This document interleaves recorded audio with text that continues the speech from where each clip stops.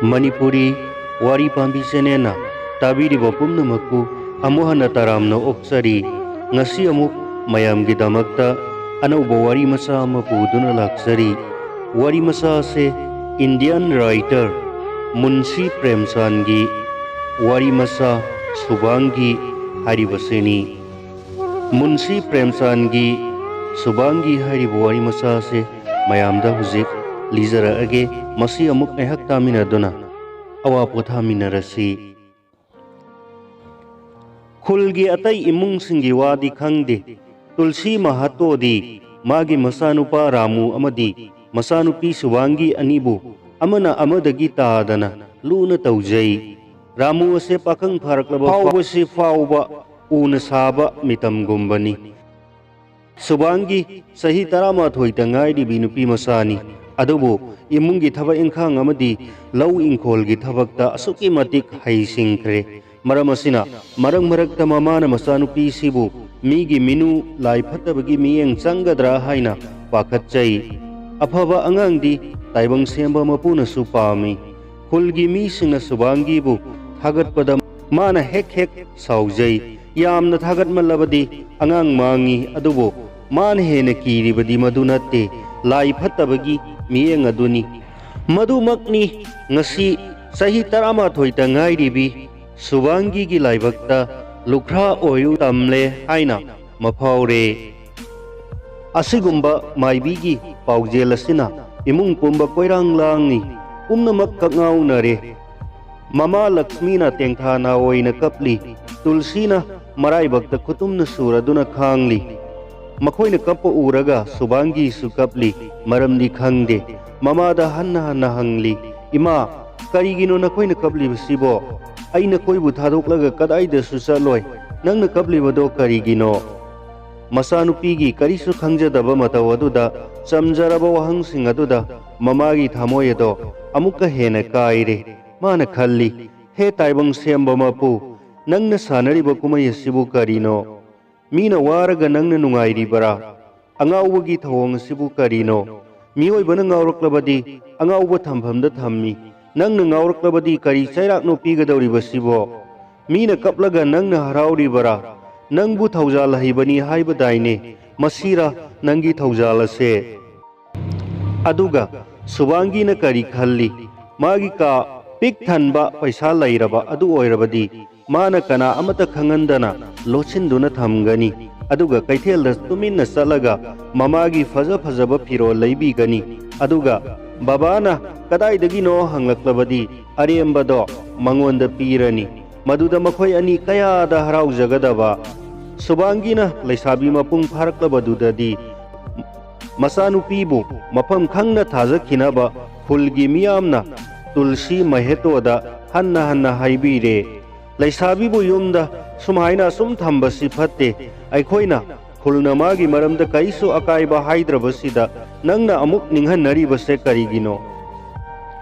tulsina hairai tada aidi iyada yaine adubu subangi na yaba kauba laite hari harna subangi bu themladuna hairai ibema aikhoina hairi base nangi phanana bagi damaktani ima baji su ahal oisilakle nangna sumhaina tauna kayam kuina lainagadawri bano subangi na maru luktharaduna hairai khura ai khurana hairibo wado wakhal tajare adubu aigi thamoinadi yum panbagi wafamase kaya yajaningde ai nungai yaifaba haibado kaisu kalakchade punomak khangjage khalli khurana haiba thabaksing ai ngamnaba honagani sujage adubu yum panbagi wafamsimadi aingonda amuk hanna haibiraganu aina nataba lamchat phattaba thabak tawrakpa matamda aigi ngakse kakpige hairabasu kakpiyu aina ipagi asengba masamak oirabadi aina haikhiba wa ngakchagani aduga aigi ikai khumnaba ngakpi gadawri basidi asengba taibang mapuni aina bukari khangani tanja aduda mayamba ngakchau thekpa ramuna hairai nangna khalli base aina talaga nangna phamja chage haibani ne madugi wadudi khaluranu ko ai mirem thakpa ngamloi ko mayamba ramugi nupisu mangondagi khutup ani heli haibaduni makut masado hai hai duna mangak to इल्लदुना हाइरई अखोइना कनागी मरल तोलुबगिनो पुंसी चुप मिरेम थाकदोरिबसिबो चाबसु अहाउब चाबा सेटपसु फजब सेटपा अखोइना ngamba pot नतेदा सुबांगीना यामना चाउथोकना हाइरई इनामा आई नखोइदगी संजफम करिसु नीरोय ताइबंग सेंब मपुना चानबीरबदी मदुमक थोक्तब ओइसनु नंगना नसागी दंग खंजौ आईगी दम करिसु खनबीरुनु सुबांगी मयुम पालरोय हाइबसिदा मयाम्ब रामुगी नुपीगी साउबगी ngमखै लैते माबु कभनरबगी दमक्ता वा अमा नत्रगा अमा हेक्ता हाइजेली सुबांगीना नोंगांद्रिङैदगी हौगतलगा मरु Marang तकपा colic फेंगबा Santhi साबा पुम्नमगसे लोइरमलगा लबुक्ता थबक सुबा अमुक चली नुमित युंगबा मतमदा हलकलगा चा इसिंग अमुक थोंगलगा मयाम पीजै नुमिदांगदा ममागी मखोंग नंबी अदुगा मकोक थाउ तैबी तुलसीदी nganthak yamna thai mabu hanna hanna nganthak pi thai mana hek ngamliba makhai thabak tawi mama mapabu thabak tawhande hoi mabungbudi ma khamde nahani mana thabak tawdrabadi imungdi karamna pugani adubu mayamba ramudi masida yamna sawi ima bababuna napi maka ama phawba khungatlandaba aduga aibuna takpa makhai sijinaba haiduna नोंगमदी माना खलिबो वखलदो मपान थोलक्ले माना मचनुपी सुबांगी दा हाइरई नंगना मखोइबु यामना वहानिंद्रबदीने तोंगाना करिगी लैत्रिबनो मतमदुदा मखोइगी थौगल तौ मदुतदा खंगनी थौगल तौबसे कयाम Y नत्रगा नुंगाई हाइबदो मीगी मतेंग लौबगा मिंगोंदगी थागत वाही फंगबदी यामना लाइबनी असेंगबा थौना फबदीने मसाना पुम्नमक तौजबदुनी मचनुपी सुबांगी दी करीमत खुमलकते मादी वा चाउथोकदरा खंदुना किजै अदुबु mama मपादी पुम्नमक तारी Mopa महेतोदो खांगब ngamdre हाइरई करीनो Ramu मराइबक थीरबसिबु करीगी खनबा अमुक हौबीरिबनो रामुना चंगलगा हाइरै नंगना मरक्ता याउसिलक्लिसिना करीगिनो आइदी मंगोंदा हाइबनी तुलसीना हाइरई अना हिंगलिब मखैदी माबु सोक्प यारोय अना सीख्रब मतुंगदा नंगे अपांब तौब यानी मदुदा रामुना नचा नुपीसे यामना नुंगसिरबदी पुनसिलगा अदुम थमलो अइदी खांगब ngamdre ममा तुलसीना फरे फरे नंगनबु पामलबदी अपांबदो अदुम तौसी अई हयेंग खुलगी अहनसिंग कौरगा यंथोकननब तौरगे नंगदी काइना रबसु यारे सुबांगी गा काइना बदी ngamloi नुमिदांगदो ममा तुलसीना फमुंगदा हिपना हिमना हौख्रब थौदोक कया निंगसिंगलाई रामु पोकप मतमददी मिंगोंदगी पैसा पुरगा हराव नुंगाइबा चाउना कुमई पांथोखी अदुबु सुबांगी पोकप मतमददी युमदा पैसा लैना लैना पाई अमा फावबा क्रॉस तौखीदे मचानुपाबुना ममल याम्बा मनी मुक्तानी खनखी अदुगा मचानुपीबुना नहन मपोकी पापनी खनखी अदुबु हौजिक्ति मनी मुक्ता से नुंग ओनख्रे अदुगा पाप असिना याइफबा ओइररे मथंगी नुमिता महेतोना खुलगी अहल लमनसिंगी ममांगदा हाइरई तिनबीरिबा मियाम पुम्नमक हौजिक इचानुपा रामुगा आइगा पुन्ना लैमिनबा याद्रे अइना पामजबदी आइगे फंगफम थोकपा खरदो लौजरगा आई तोंगाना लैजरगे नुमित खुदिंगी ngangnabase आई खांगब ngamdre खुलगी मकोक अदो बाबू साजन सिंह से यामना फबा मीनी माना रामुबु कौरगा हाइरई रामु नंगबु नमा नपाना खाइनरगे हाइब्रो नुपीना ngang लौरगा नमा नपा फावबा काइनबा ngamba angakpani रामुना अरेपा मगा लोइनना हाइरई पुन्ना लैमिनबा याद्रबदी काइनबा करी काइबगे साजन सिंह हाइरई नंगबु पुन्ना लैमिनबा कयाम वाबगेने रामुना हाय वाफम अमदी हाइजगे साजन सिंहना हायुने रामुना ठाकुर साहेब मखोइगा पुन्ना लैमिनबदा नुंगाइत्रे सिदगी हेना हाइनिंगाइ लैत्रे वाफम सिंह असे हाइरमलगा रामु अदो मफम अदो थादोकलमलगा चटख्रे ममा तुलसीना हाइरई मयाम उबीरेदना तौरीबसिनी मयामना सरुक मरी थोकपगी अहुम mangonda pibirabasu yai adubu ai maga laiminabadi sungam ngamlaroi taibang mapuna isanupi sibu maraibak thianbire masidabu aina lau ingkhol mi horuduna kaidawna duino aina laiba mafamda ikuna suraga sagani magumba isanupadi mapok tarelakta pinabidaba oisanu fabu farabadi isanupadagi nupina heli khanghaudana Subangi do mafam aduda yaurakle aduga hairai baba aina maram oiduna khaidoknaba tarabadi ai oina ithanta khaidokcharage ai ithanta sujanomjaduna puk thananaba honajage aina ngamba mateng adum pange adubu laibadi tongana adum laijage asum haina tokhai tanabase ai yengba ngamjade aibu mina tungda thina ngangnabasu ai pamjade mama Tulsina hairai ibema malem pumbana nakpak ama oikhrabasu aina nangbudi nathanata kaidonungdasu thadok Ramu ga laiminabadi lairadana masak phauba aidi yengningde Ramugi nupina tanjaduda hairai aikhoisu nakhoigi nasakto yengningde nakhoibu laidawna latpa ngamjadre Mama Tulsi do maya krak krak chiktuna mamau nupibu phuge haiduna hogalai mayamna khami hek khaidokna badagidi Tulsina masanupiga do pension phangbaga chap manakhre hanadi Subangi na fana yamna khamlamlabasu thabak ama natraga ama adum tawi adubu haujikti mapung phana pothare hanadi sangomgi saba phanglamde adubu masanupi Subangi na mana tungsinjaba paisa khara aduna iroi ama laire ahal oiraklabadi masi oiba chinjak chaba yamna mathau tai mapa mahetona laidananaba yamna kanna hai yumgi asuk yama thabak marak asida anawa polum amasu amuk hapchille Subangi na makhoina thajanaba hairai baba ai sangom yaudrabadi chakpuk thande Mama Lakshmi na nokladuna hairai ibema nang kaidangwaidagi minamba ngangba haire sangom haiba potto nongmata su sokpa phauba sokte aduga chaba ka haijilli sangom loinamak aikhoina charibani khul apumbada Subangi bu thagatpagi wari ngaktani haujikti nupi nate lairembini nupa anigi thabak mathantana suba ngami adugi su mathakta mama mapagi haugal su amuk tauri khuladugi Thakur Sajan Singna hai nahan mukki mapokta lairembi oina poklamba jani adubu maheto se kuina nungayu tamdramale numit tare nipalni sure mana laiho hoduna narakpa masado phi thongba ngamdaba makai sare Lakshmi na manakta kapli Subangi do ising paiduna lepli haujikte ising thakke hairambani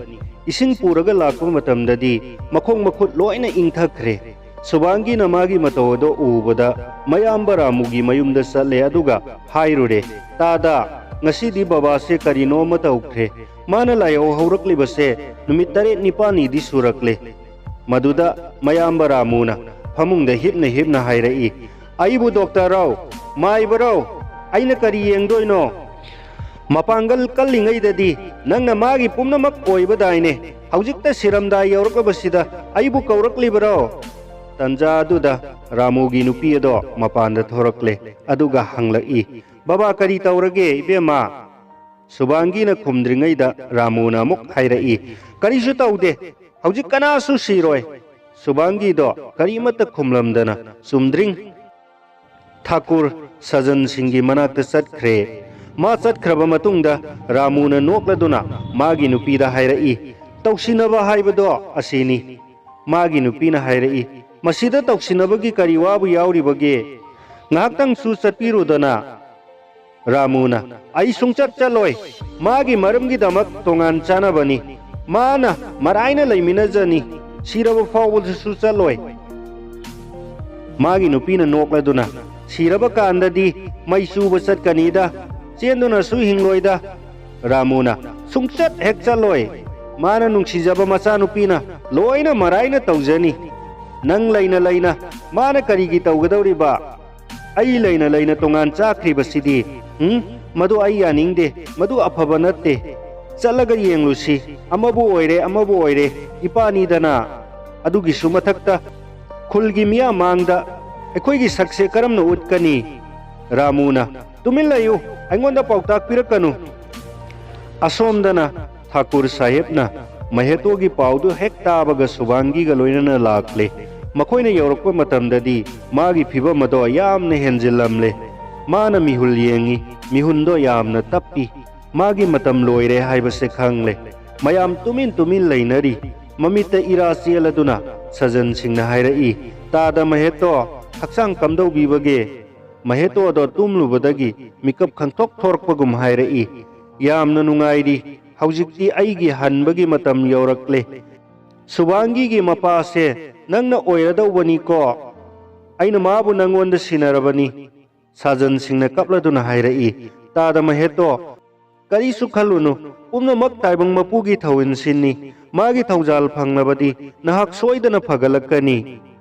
सुबांगीबु अइना इचानुपीमकनी खल्ली खनसु खनखिगनी नंग करीसु खलुनु अइना Larry मखैदी सुबांगी नत्रगा लक्ष्मीबु कनामतगी मखादा मियेंग चंगहलोय नंगना हाइनिंगबदो हायो महेतोना हाइजबा मियेंगदा हाइरई करीसु हाइनिंगाय लैतेदा मतम lab खिबिकता नहाक नुंगाइबो ओयु सजन सिंहना हाइरई अई नचानुपा रामूबु कौरुफिगे माना लानखिबा पुंबा ngakpiyu महेतोना हाइरई अई मागी मसक येंगनिंगदे ngaihaki matungdadi maheto do taibang pumbabu thadoklamduna chatkhre mahaki hakchang ado mai thana na ba thorang tauba haure khulgi mipum khudingna ramubu themi adubu ma aroiba mathau mangam pangtho u haiba yadre aroiba matamda aigi sak uningdraba mi dubu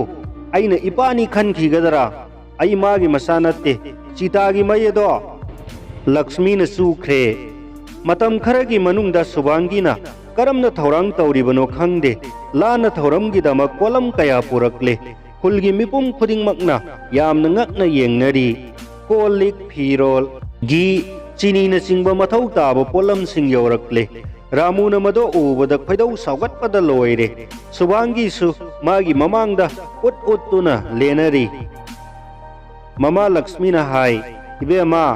इमुंगी फिबम येंगलगा चादिंग तौको पैसा तानगदबसे नथंतनी नसा नथंत होनजरगा चाजगदौरिबनी सुबांगीना हाइरई इमा बाबागी अरोइबा मथौ मंगम असिदी चाउना पांथोकदबनी करीसु लेमहौद्रबसु यारे बाबासे अमु हना हलकदबा लैत्रे नुपीना करी तौबा ngambage हाइबदो आई ताददा उत्पा पामी माना आई नुपीनी करीसु तौबा ngamloi हाइना खलमगनी आई मागी नापलदो थुदेके ममा लक्ष्मी अदो तुमिन लैख्रे लाना थौरम नुमित्तुदा खुल निपालगी बामोन सिंहबु चाक पिजरे पुमनमकना यामना थागनखी नुमिदांगी मतमनी मी खुदिंगमक चाक चारगा हनख्रे लक्ष्मी सुवारदुना तुमथख्रे सुमनतंगी सुबांगी दो पोचै साइरिब सिंगदो लोइसिंदुना लैरी तंजादुदा ठाकुर सजन सिंहदो लाक्ले माना हाइरई इबेमा नंगसु पोथारो हयेंग नोंगालगा ओइना तौरो सुबांगीना हाइरई वाद्रिदा पाबुंग पुन्ना लुपा कयादी सुरगे अइना पाबुंगदगी लौरिबसिबो नंगना मदु खांगलगा करी कानगदौरिबनो इबेमा करीसु तौरोय चुमना सुम हंगबनीदा पुन्ना लुपा 400 मुक्ति सुरमगनी सुबांगीना हंगोयप तौना हाइरई पैसा सिंगदो अई मतम खरा लैरगा सिंगलके आई नंगोंदगी करीसु नीदे महेतो दो आईगी मरुप ओइबता नत्तना इयाम्बसुनी मागी दमकता करीगुम्बा खरा तौबा हाइबसे आईगिसु इथौनी मपुरोइबा लैत्रबा मतुंगदा पुंसीगी इसेल लेपले हाइना खंजबा नुपीसिंगी मरक्ता लक्ष्मीसु अमनी सही यांखै असिदा नोंगमता काइनरक्त्रबदा हौजिक्ति मथनता पुंसी लेनबा हाइबसे मागी दमक्तदी अवाबगी मसकनी मागी मसागी पांगल लौसिंग थौना पुंबा लोइख्रे हाइना खंजै माना ताइबंग सेम मपुदा मपुरोइबगी ममांग थाना सिजगे हाइना कयारक निजै अदुबो मदु ताबी खिद्रे असिबबु खुदुम चनबा ngamdrabadi हिंगबदसु ngamloidra खुल पुंबदा मागता वा तानरमबी लक्ष्मी दो हौजिक्ति वा तानबदी लायरदना wasoi ngakta ngang ba horakle chaba thakpa sangkhidre Subangi na haiman badagi sakhum di sangi adubu sak chakhom ama phawba hu yadre sanglaba sahi yankhai asida mapuroi ba yaudana mabu pijadana amukta saba yaukidri magi hainabi do karam thadokani mamai thangdadi mama Lakshmi do lokhuba horakle masado sonman bana phamungdagi haugat kangkhat ngamdre Subangi do tawpham khangdre Thakur gi paisa singnanabagi damak thabak sudaba suyade somdana mamana amuk na silakle mamabu mathanta thadoklamba sungamde mabu phamsenaduna lairabadi thabak suba paisa tanbadi kamdauba mamagi phibamado ubada aroiba matam naksilakle haiba Subangi ado khangba ngamle mapasu asumna laihau hauki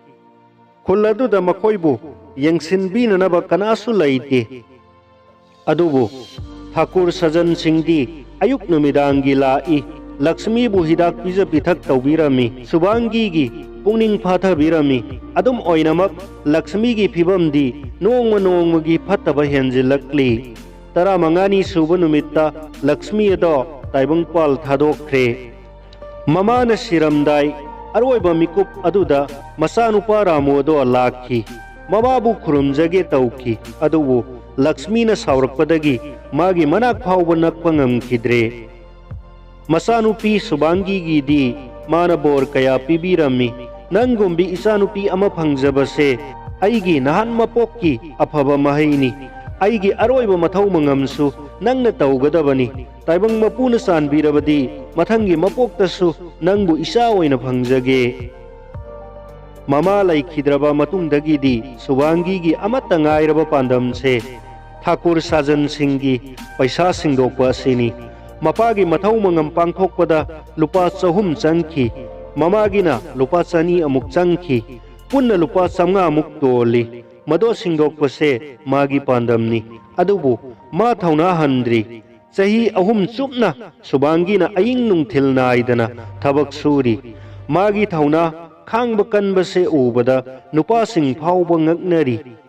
numit chuppa ama labukta thabak sururaba matungda ahing chuppa ama atatan tin mari manga takli tha amagi aroiba numita mana Thakur Sajan Singgi manakta lupa 15 puduna challi mado mana mahusagi soifadraba kanglongum suksoi soidana pangthoi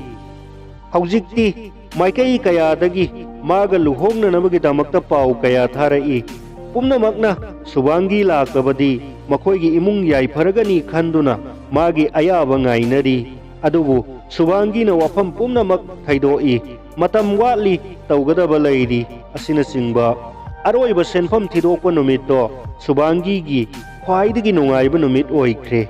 ngasidi punsigi manglakpa manglan mangphaunare mana satke tawba matam matuda Thakur Sajan Singna hairai ibema ai nangonda wa amata haijage mase nijabani haina khanbiyu yani haina haibiyu aduga ai wado haijage Subangi na hairai pabung kari wano haibiyu ai soidana yajage pabungi laman punsigi oina singba ngamlaroi Sajan Singna hairai nangna aibu nangi sendon piba mini haina khallabadi ai wafamase hairaroi haujikti paisasu singba loire nangonda aigi sendon ama phawba leitre haina haiyu Subangi na pabungi yathang ikokno na laujari Sajan Singna hairai ibema yadabadi tawganuko adum tawrabadi ai nangonda isakse utpa ngamlaroi Subangi na hanglai kari wafamno Sajan Singna aina pamjabadi nangna aigi imau nupi oina yum masigi laiteng oibani ayase sagayat yamna khaibani adubu nangi natik nagun nasina pumnamak ase kauthokre aigi isanupa na nangbuta ningjaduna lairi nangna sumabu di khangidana yaningbara hairo Subangi na hairai pabung asuk chauba ikai khumnabiba pibiriba asibu aibu kari hairasige Sajan Singna hairai nangbu ikai khumnariba ase taibang semba mapunani nangnadi tasengnamak phoi bi lairembi gi sayoni Subangina aidi nahakpu ipamakni khanjai ipana takpibadi nasagi fananabagidamaktani aigi kari itik laiduna haiba iloidoribano sajan singna magi makokta nanthabiraduna hairei ibema punchi chupa laibak phabi oyuko tekta kaidabi oyuko nangna aigi wa ille ai muk laibak phabasibu kadaida lairamgadage